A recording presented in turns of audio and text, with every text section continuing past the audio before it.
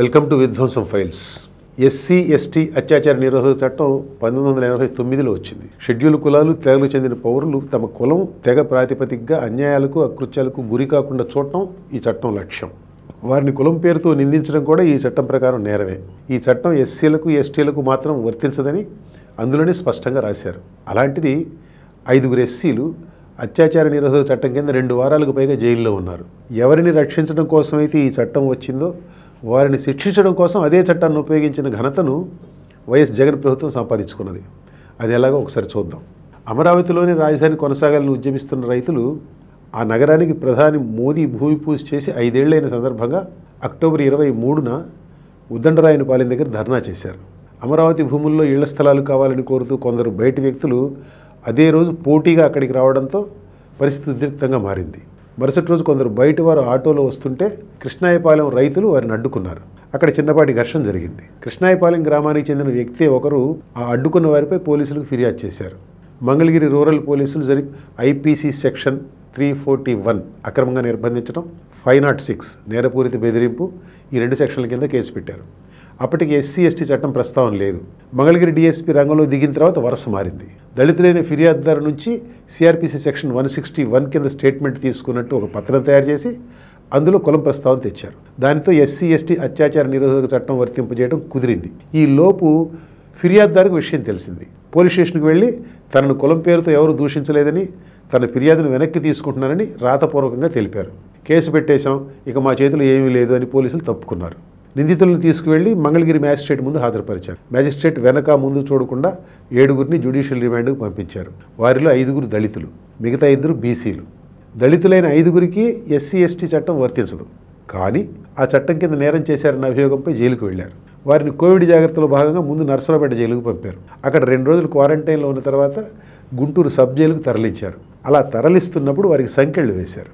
అమరావతి రైతులకు సంకెళ్ళు అన్న పేరుతో ఆ వీడియో వైరల్ అయింది. విషయం నలుగురికి తెలిసింది. అయినా సరే మంగళగిరి పోలీసులు వెనక్కి తగ్గలేదు. కేసు మరింత పకడ్బందీగా ఉండేందుకు ఫిర్యాదుదారు స్టేట్మెంట్ను సిఆర్పిసి సెక్షన్ 164 కింద రికార్డు చేయాలంటూ మ్యాజిస్ట్రేట్ కోర్టులో పిటిషన్ దాఖలు చేశారు. ఈ లోపు నిందితుల తరపు జిల్లా జడ్జి కోర్టులో బెయిల్ అప్లికేషన్ దాఖలైంది. ఫిర్యాదుదారు కూడా జిల్లా జడ్జి కోర్టులో ఒక అఫిడవిట్ దాఖలు చేశారు. కులం పేరుతో తనెవరూ దూషించలేదన్న సంగతి పోలీసులకు చెప్పానని, తన ఫిర్యాదును వెనక్కి తీసుకున్నానని అందులో వివరించారు. అప్పటికీ నిందితులకు బెయిల్ దొరకలేదు. ఫిర్యాదుదారు అఫిడవిట్లో ఏం చెప్పినా సరే సెక్షన్ 164 కింద అతని స్టేట్మెంట్ రికార్డు చేయాల్సి ఉండగా దానికి ముందుగా నిందితులకు బెయిల్ ఇవ్వకూడదని, ఇస్తే నిందితులు ఫిర్యాదుదారుని బెదిరించే అవకాశం ఉందని పబ్లిక్ ప్రాసిక్యూటర్ వాదించారు. ఆశ్చర్యకరంగా జిల్లా జడ్జి ఆ వాదంతో ఏకీభవించారు.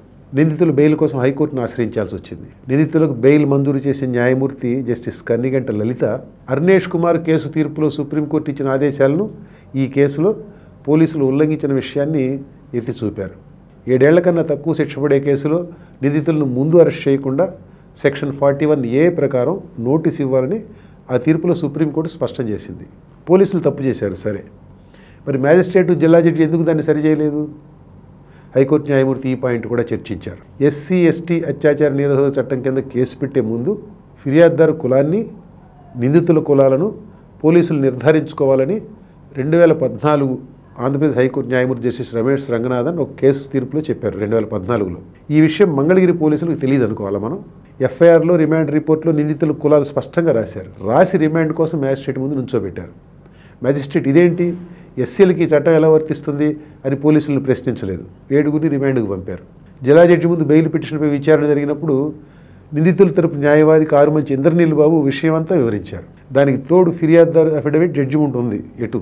అయినా నిందితులకు బెయిల్ దొరకలేదు. హైకోర్టు న్యాయమూర్తి నిందితులకు బెయిల్ మంజూరు చేస్తూ మంగళగిరి డీఎస్పీ, మ్యాజిస్ట్రేటు, జిల్లా జడ్జిలపై ఈ 3గురిపై తగిన చర్య తీసుకోవాలని ఆదేశించారు. విచిత్రం ఏమిటంటే తప్పు చేసినందుకు వీళ్ళు ఇబ్బందులు పడుతున్న సంగతి కనబడుతున్నా కానీ రాష్ట్రంలో పోలీసులు మరికొన్ని కేసుల్లో ఎస్సీలపై అత్యాచార నిరోధక చట్టం ప్రయోగించారు.